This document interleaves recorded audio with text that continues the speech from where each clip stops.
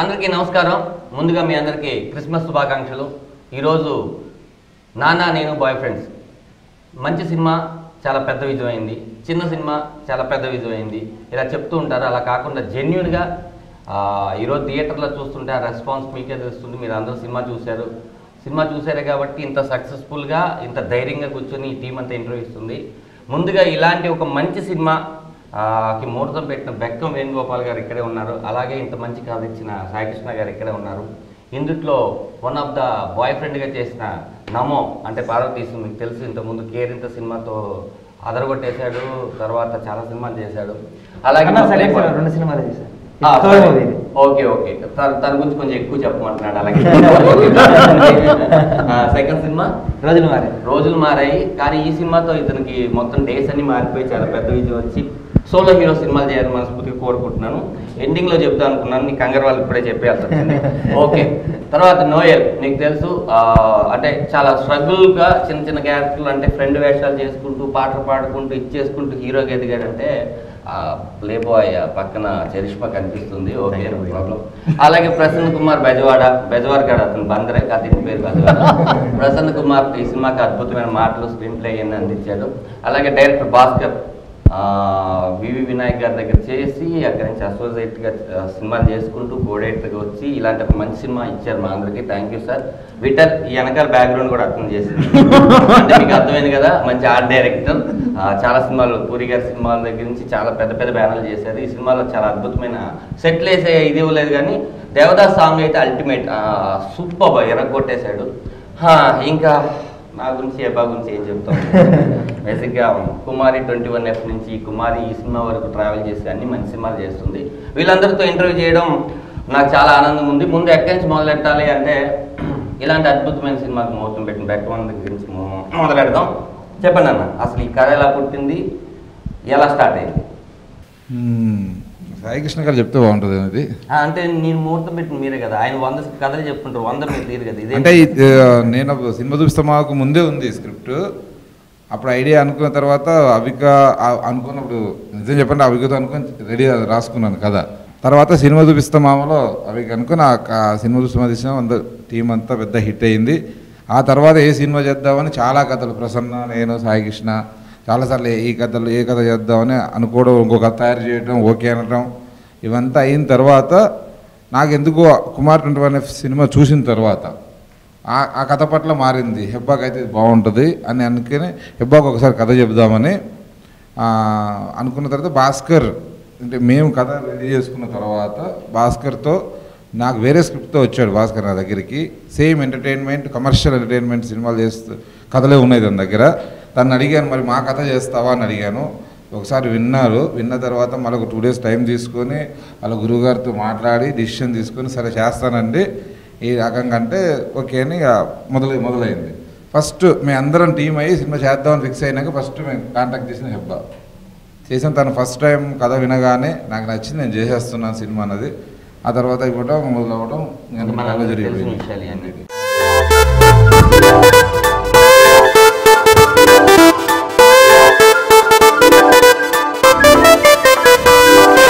తెలుగు రాష్ట్రాల్లో కుప్పలు తెప్పలుగా పడిన కుర్రాళ్లలో నుంచి కత్తి లాంటి ముగ్గురిని ఏరా.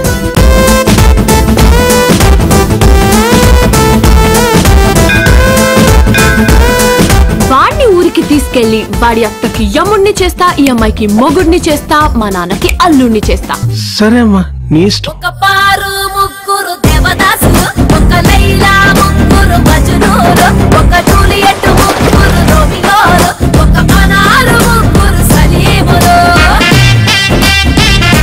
నేను ముగ్గురిని లవ్ చేస్తుంటే వినటానికి మీకెలా ఉందో నాకు తెలీదు, కానీ ముగ్గురు నన్ను లవ్ చేస్తుంటే వినటానికి నాకు భలేగా ఉంది. ఎలా అసోసియేషన్ అయిందండి దిల్ రాజు గారు? అంటే మీరే చెప్పాలి కదా. డెఫినెట్గా లేదు, నేను హెబ్బా మీ అందరం సినిమా మొదలుపెట్టాము. షూటింగ్కి వెళ్దాం అనుకున్న టైంలో ఈ సినిమాకి ఒక మంచి కెమెరామెన్ ఉంటే బాగుంటుంది. ఫస్ట్ లిటిల్గా కొత్త కెమెరామెన్, అప్కమింగ్ కెమెరామెన్తో వెళ్దాం అనుకున్నాం. కానీ మంచి కెమెరామెన్ ఉంటే బాగుంటుంది, విజువల్గా కూడా బాగుండాలని చోటా గారికి వెళ్ళి స్టోరీ చెప్పారు. అంతవరకు రాజుగారికి చెప్పు లైన్ తెలుసు, కానీ బాగా ఇట్లా చేసుకుంటున్నట్టు సరే చేసుకో అన్నాడు. మళ్ళీ మన సినిమా ఉంది కదా, నాని సినిమా అప్పటికి మేము కమిట్ అయినాం. సరే అది టైం ఉంది కదా, ఈలోపు చేసుకుంటా ఈ సినిమా అన్నాను. సరే నువ్వు చేసుకొని ఆయన యూఎస్ వెళ్ళిపోయాడు.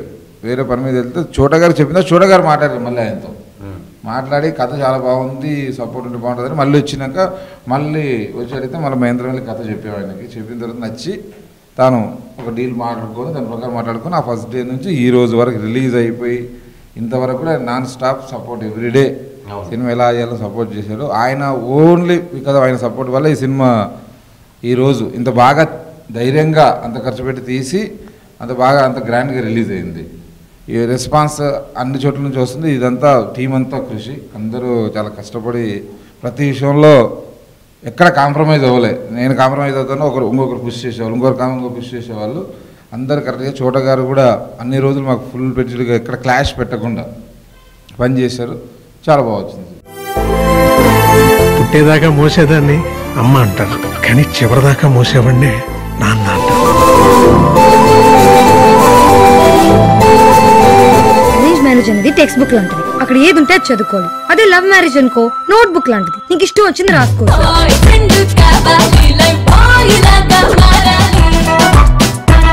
పెళ్ళవలేదు కదా? లేదు. అయితే వదిలే సమస్య లేదా? ఏంటి?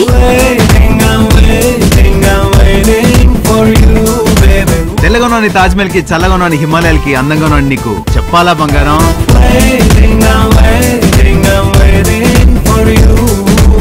ఆ అమ్మాయి నా గుండె కిలికేసింది, లాగి పెట్టి ఓ మెలికేసింది. ఓకే అన్న, నేను మిమ్మల్ని ఎప్పటి నుంచి అడగాలనుకుంటున్నాను అంటే సక్సెస్ ఫార్ములా ఎవరికి తెలియదు 100%. కాకపోతే మీరు తీసిన సినిమాలు సక్సెస్ ఉన్నాయి, ఫ్లాప్స్ ఉన్నాయి, కానీ వరుస విజయం అనేది రెండోది కూడా. అంటే మీకు సినిమా చూపిస్తాం తర్వాత బెక్కం వేణు ఆయన చాలా ఇప్పుడు చిన్న సినిమాకు పెద్ద ప్రొడ్యూసర్ అయిపోయాడు.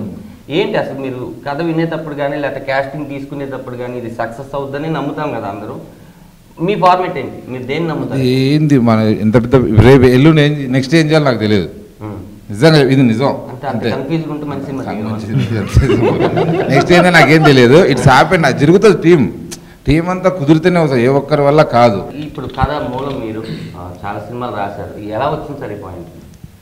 యాక్చువల్గా చెప్పాలంటే మా గోపి గారు సినిమాలన్నీ చూస్తా ఒక అబ్జర్వ్ చేస్తుంటాడు, ఏది గ్యాప్ ఉంది, ఏ సినిమా రావాలని అబ్జర్వ్ చేస్తా. ఇలాంటి సినిమా ఒకటి వస్తే బాగుంటుంది సాయి అన్నప్పుడు నేను దాన్ని పట్టుకొని కొంచెం చిన్నగా డెవలప్ చేసుకుంటూ వస్తే తను కూడా జాయిన్ అయ్యి ఒక షేప్కి తీసుకొచ్చి కథ అంతా అయిపోయింది. మాకు ఎక్కడో ఒక డిస్సాటిస్ఫాక్షన్ వస్తూ ఉంది, దాన్ని ఎలా ఫిల్ చేయాలన్న టైంలో ప్రసన్న ఎంటర్ అయ్యాడు. తను ఆ లాక్ని విడదీసాడు, అద్భుతంగా ఫినిషింగ్ ఇచ్చేసాడు. అది దాని తర్వాత అది ఒక అందరూ హ్యాపీ ఫీల్ అయిన కథలా తయారైంది.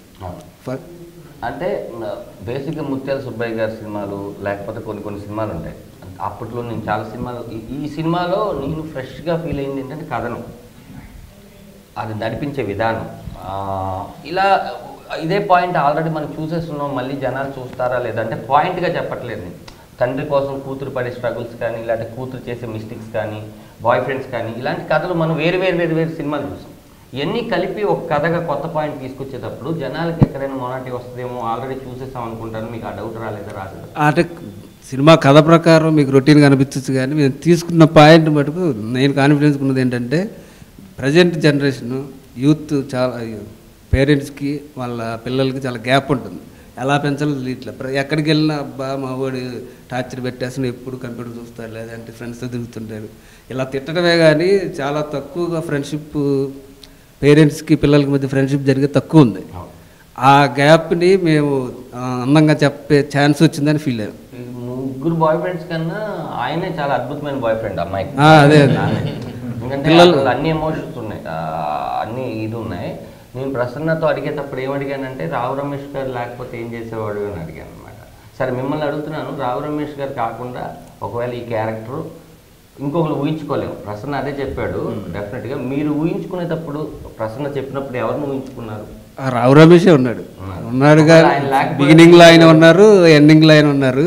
కాకపోతే స్టోరీ ఆయన డ్రైవ్ చేయలే, హీరోయిన్ పాయింట్ ఆఫ్ లో డ్రైవ్ అయింది, ఫాదర్ సపోర్ట్ చేశాడు. ప్రసన్న వచ్చాక ఓవరాల్గా ఫాదర్ అండ్ డాటర్ సన్ అయిపోయింది. సూపర్. ఒక పారు ముగ్గురు దేవదాసులు, ఒక లైలా ముగ్గురు మజ్నూలు, ఒక జూలియట్ ముగ్గురు రోమియోలు, ఒక అనారు ముగ్గురు సలీములు. సార్ బాయ్ ఫ్రెండ్స్ గురించి మాట్లాడుకుందాం. ఈ ముగ్గురు బాయ్ ఫ్రెండ్స్ మీకు బాగా నచ్చిన బాయ్ ఫ్రెండ్? ముగ్గురు బాగా నచ్చారు, ముగ్గురు డైమండ్స్. నేను అడిగింది ఎంబీఏ ఫార్మాట్ కాదు. ముగ్గురులో మీకు నిజంగా ఒక్కొక్క సీన్కి ఒక్కొక్కరు బాగా చేశారు. ముగ్గురు నచ్చారని నా మీద చేశారు భయ్య. ఆ పక్కన భారతీయ ఉన్న వేసేవాళ్ళు, అటు సైడ్ అశ్విన్ వేసేవాళ్ళు, 2 చేతులు వేసేవాళ్ళు. ఇట్లా అలా కాదు. చెప్పండి బాయ్ ఫ్రెండ్స్. ముగ్గురు వాళ్ళకి ఇచ్చిన క్యారెక్టర్ పర్ఫెక్ట్ గా చేశారు. సార్ బాయ్ ఫ్రెండ్స్ గురించి చెప్పండి. ఈ సినిమాకి ఎంత హెల్ప్ అయ్యారు ఏంటి? అంటే వీళ్ళు ముగ్గురు కొంచెం ఆల్రెడీ చేస్తున్నాను. ఫస్ట్ సినిమా కదా, ఏమన్నా నాకు ఇబ్బంది పెడతారేమో అని అనుకున్నాను. అలా అనుకోకుండా ముందు ఆపోజిట్ సపోర్ట్ ఎక్కువ చేశారు. ఇబ్బంది పడ్డారంటారు? అసలు పడలేదు. మీరు పడలేదు, వీళ్ళు పడ్డారు. వాళ్ళు పడ్డారో నాకు తెలియదు. నా గురించి వాళ్ళ వల్ల నేను ఒక్క ఇబ్బంది కూడా పడలేదు. అన్ని ప్లస్లే. బేసిక్ ఏంటంటే మీరు ఏదో ఊరు నుంచి బస్సు దిగేసి డైరెక్ట్ రావలేదు. చాలా మంది ఆర్టిస్టులు పరిచయం ఉంటారు, ఇలాగే స్క్రిప్ట్ చెప్పుండాలి. కాకపోతే ఫస్ట్ టైం ఏంటంటే యాక్షన్ చెప్పుకుంటూ చెప్పాలి. అంతకుముందే ఏంటంటే డైలాగ్ మాత్రం చెప్పే ఎదరిటి నుంచి ఇప్పుడు మీరు యాక్షన్కి వచ్చారు. ఆయన గురించి, పెద్ద ఆయన గురించి పెద్ద ఆయనే కదండి. ఆయన గురించి చెప్పడం నేను సరిపోనండి. నాన్నగా మనం ఒక పెద్ద ఆర్టిస్ట్ ఆయన. నేను ఆయనతో అసలు నేను చెప్తే ఆయన ఏం ఫీల్ అవుతాడు అనుకున్నాను. కానీ ఆయన ఇంకా 2-3 ఆప్షన్లు ఇచ్చి ఉన్నారు. ఎలా చేయమంటారు భాస్కర్, ఎలా చేయమంటారు, ఎలా చేయమంటారా, చాలా వెయిట్ ఇచ్చారు. అసలు ఏది చెప్పినా చేశారు. పుట్టేదాకా మోసేదాన్ని అమ్మ అంటారు, కానీ చివరిదాకా మోసేవాడిని నాన్న అంటారు.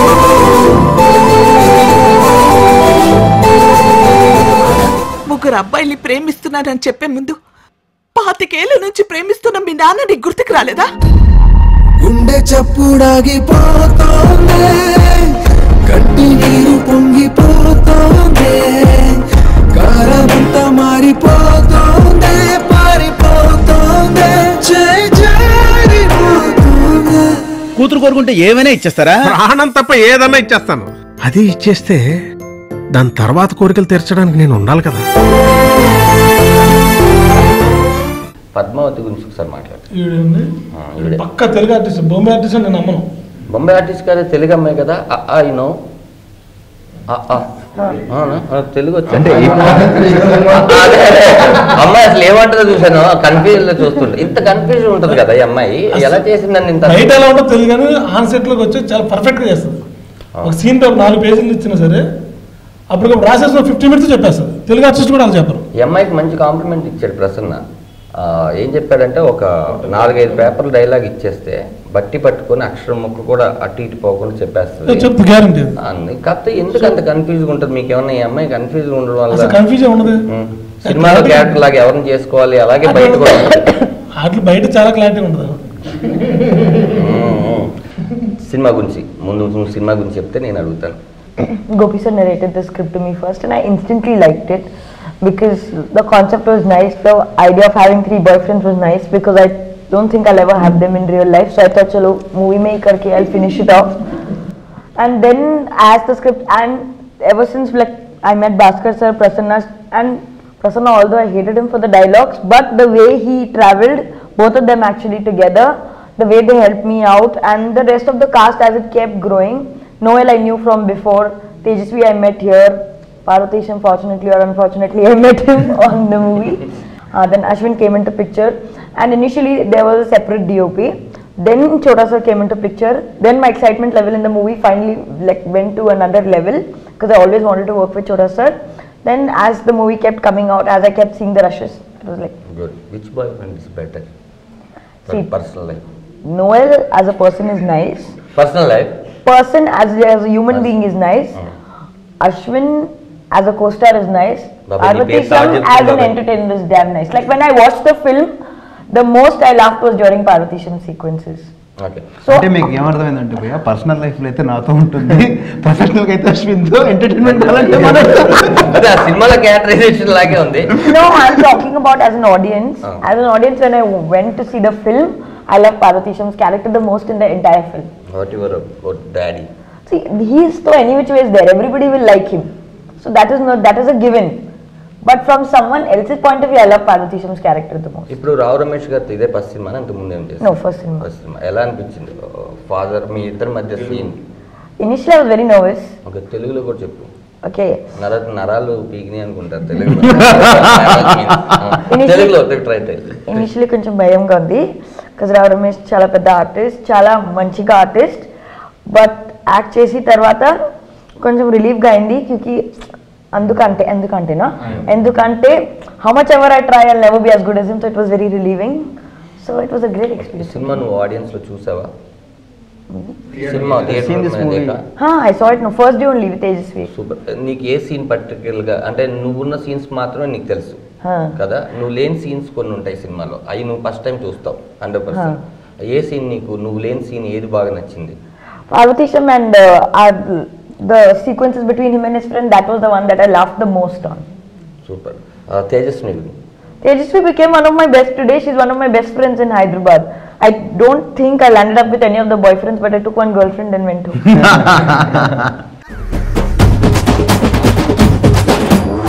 బాయ్ఫ్రెండ్ అంటగా చెప్పింది. మీరు కూడా బాయ్ ఫ్రెండ్ అంటే కదా? చెప్పింది. స్వామి, స్పెషల్ స్టేటస్ లో స్పెషల్ ప్యాకేజ్ నాకు ఇచ్చావు స్వామి. అమ్మాయిల్ని నమ్ముకున్నావు అనుకో ఆకేసి అన్నం పెడతారు, అదే అమ్మాయిని నమ్ముకున్నావు అనుకో నాకేసి వదిలి పెడతారు.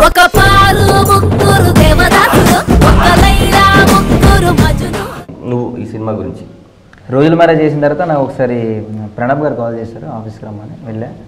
సార్ నరేట్ చేశారు. యాక్చువల్లీ సార్ ఏమన్నారంటే ఒక Masih character and Pantulu character అన్నారనమాట. సో మాసీ క్యారెక్టర్ అంటే ఆల్రెడీ రోజు మీద కొంచెం మాసీగా ఉంటుంది కదా.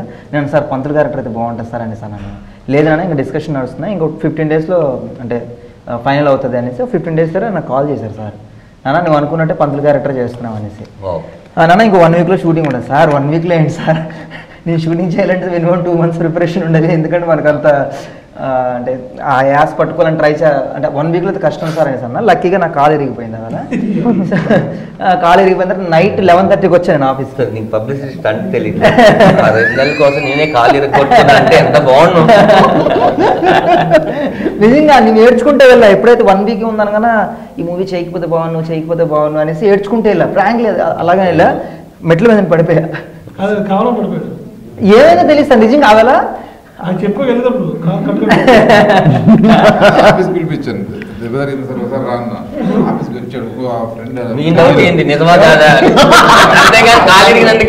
ఇక్కడ నుంచి కొంటుకుంటూ వస్తున్నాడు, ఇది మాత్రం యాక్టింగ్ చేస్తున్నాడు, సినిమా బాగా చేస్తాడు ఫిక్స్ అయ్యాడు. లోపలికి వచ్చేది 2 months పడతారు, ఎంతైనా పర్లేదు వెయిట్ చేస్తాడు. నాకేమనిపించిందంటే కొట్టుకుంటూ వస్తున్నాడు కానీ ఇన్ని నిప్పుల్లో నడిపిస్తే బాగుంది. కాలు దెబ్బ ఇంట్లో ఉంటాను, నేను వెళ్ళి చూడను ఎందుకు వస్తున్నాడు కాలు వచ్చాడు. అది ఎందుకు వచ్చారంటే ఇప్పుడు మేబీ ఇష్టం లేదని చేయడం లేదేమో ఇలా అంటారేమో అంటారు, ఫోన్లో చెప్తే బాగోదు, లేదు డైరెక్ట్గా వెళ్ళి చూడదాం. 11:30కి వచ్చాను నేను. ప్రణబ్ గారు కాల్ చేసి సార్ ఉంటారంటే సార్ 1 గంట వరకు ఉంటారు ఆఫీస్. 1 గంట వరకు ఏం చేస్తారు?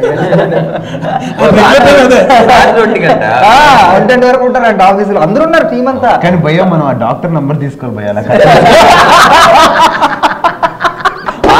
దేవుడు కాలు బెనికింది, ఇరిగిపోయింది, నలిగిపోయింది అని చెప్పాడు. ఈ రోజు చిన్న టాబ్లెట్ తీసుకోవడం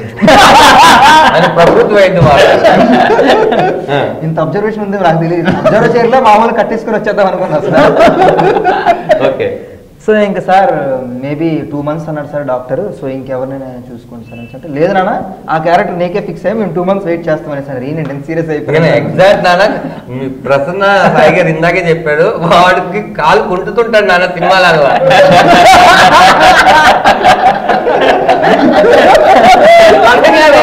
అప్పుడు ఈ కాలు కూడా అయిన తర్వాత ఇంకా ఓకే 2 months మనకు టైం ఉంది కదా, ఇంక రోజు చాగంటి కోటేశ్వరరావు ఇంకేమైనా పంతుల్లా మాట్లాడడం, చదివినప్పుడు పంతులు ట్రై చేశా. అది వర్కౌట్ అయిందో లేదో నాకు తెలియదు, నేను చెప్పలేదు. ఎవరైనా అన్నారనుకో అరే నేను చెప్పలేను, నేను చేసింది సూపర్ అని నాకు భయం వేస్తుంది. ఎందుకంటే చేస్తున్నప్పుడు ఎక్కడో ఒకసారి కొన్ని మిస్టేక్స్ ఉంటాయి కదా. సో అది కూడా నేను తీసుకోలేను అన్నమాట. అది ఎవరైనా ఒక్క చిన్న పాయింట్ అని నేను తీసుకోలేను, ఎందుకంటే నాకే అనిపిస్తుంది నేను చేసింది ఇంకా బాగా చేయొచ్చు కదా, ఇంకా ఇప్పటికీ నేను అనిపిస్తుంది నమ్మో ఇంకా బాగా చేయొచ్చు కదా, అరే ఇలా చేయొచ్చు కదా, అలా చేయొచ్చు కదా. So real I'm not satisfied what I did. But మేమైతే సినిమా చూసి మాకు చాలా వెరీ హ్యాపీ. ఓకే అలాగే ఎవరైనా చెప్తే నిజంగా హ్యాపీ అనిపిస్తుంది. ఓకే అట్లీస్ట్ ఒక 35 marks వచ్చి 100 కనేసి అనిపిస్తుంది. స్వామి, స్పెషల్ స్టేటస్ లో స్పెషల్ ప్యాకేజ్ నాకు ఇచ్చావు స్వామి. అమ్మాయిల్ని నమ్ముకున్నావు అనుకో ఆకేసి అన్నం పెడతారు, అదే అమ్మాయిని నమ్ముకున్నావు అనుకో నాకేసి వదిలి పెడతారు.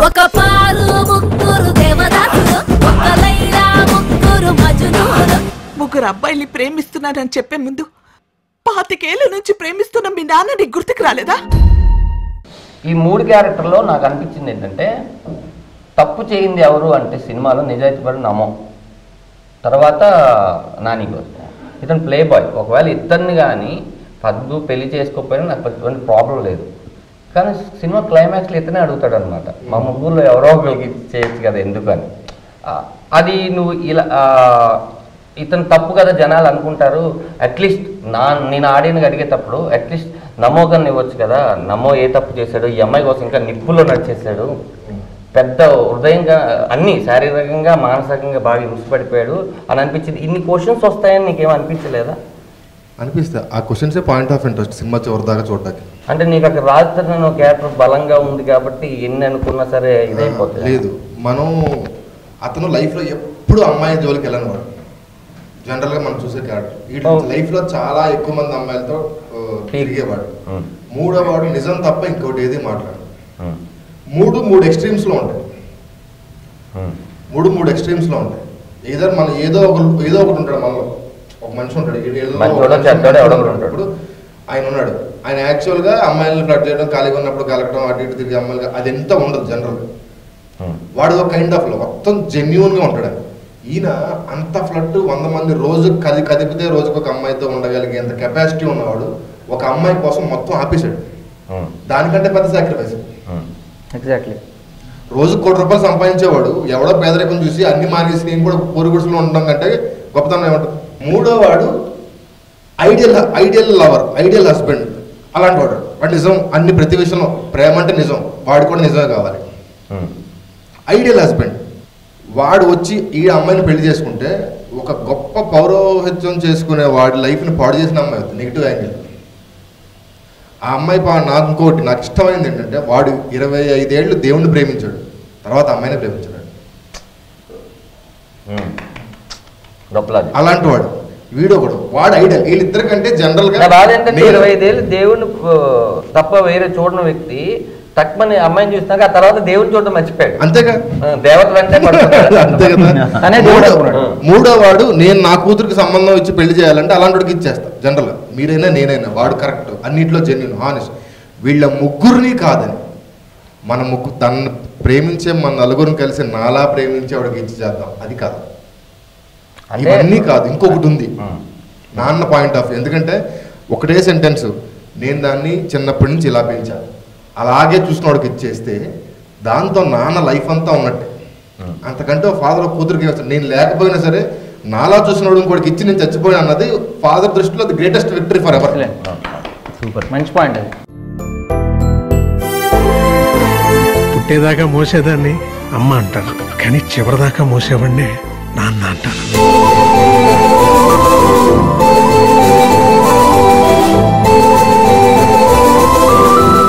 అరేంజ్ మ్యారేజ్ అనేది టెక్స్ట్ బుక్ లాంటిది, అక్కడ ఏది ఉంటే అది చదువుకోవాలి. అదే లవ్ మ్యారేజ్ అనుకో నోట్ బుక్ లాంటిది, నీకు ఇష్టం వచ్చింది రాసుకోవచ్చు.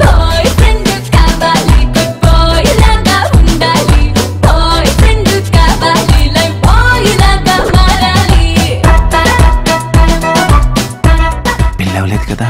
లేదు. అయితే వదిలే సమస్య లేదా? ఏంటి?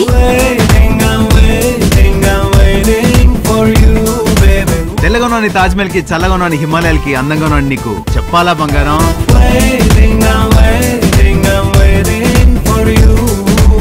ఆ అమ్మాయి నా గుండె కిలికేసింది, లాగి పెట్టి ఓ మెలికేసింది. ఇంకో బిడ్డ కిలకేలా? బాయ్ ఫ్రెండ్ అంటగా చెప్పింది. మీరు కూడా బాయ్ ఫ్రెండ్ అంటే కదా? చెప్పింది. స్వామి, స్పెషల్ స్టేటస్ లో స్పెషల్ ప్యాకేజ్ నాకు ఇచ్చావా స్వామి? అమ్మ అయ్యల్ని నమ్ముకున్నాం అనుకో ఆకేసి అన్నం పెడతారు. అదే అమ్మాయిని నమ్ముకున్నాం అనుకో నాకేసి వదిలి పెడతారు. ఒక పారు ముగ్గురు దేవదాసులు, ఒక లైలా ముగ్గురు మజ్నూలు. ముగ్గురు అబ్బాయిల్ని ప్రేమిస్తున్నానని చెప్పే ముందు 25 ఏళ్ళ నుంచి ప్రేమిస్తున్న మీ నాన్న నీకు గుర్తుకు రాలేదా? గుండె చప్పుడాగిపోతోందే,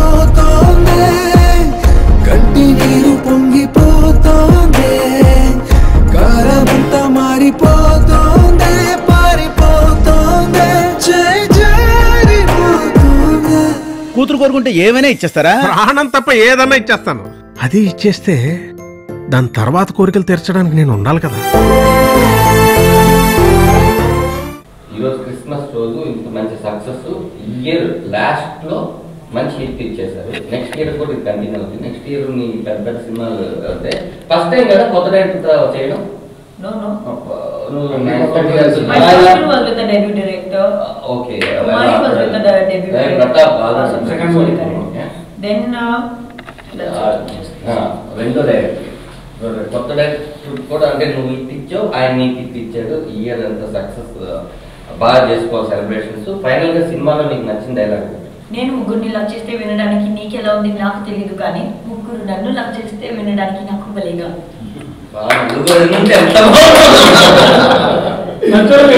హ్యాపీ క్రిస్మస్.